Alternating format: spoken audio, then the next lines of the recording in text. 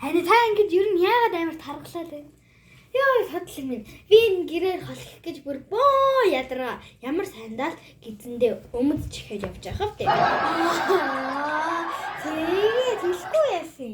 Та ингэж яагаад шинжил баахан мэдчихээ таргалахгүй байна. Чи одоо хайч ямар анзаарахгүй юм бэ? Чи англи хэлмэлтэй үстэй. Тэ. Тэгээд чи одоо өдөр болгоо яадаг гэж миний хэрэгэлдэг кофег харддаг юм уу? Төг хэрэглэлтэй ямар муухай юм. Энэ чинь болохоор заяа. Боталдаг кофе тэгээд энэ артлын QR-ыг уншуулчих юм бол YouTube руу ороод хэрэглэх заав нь гараад ирнэ.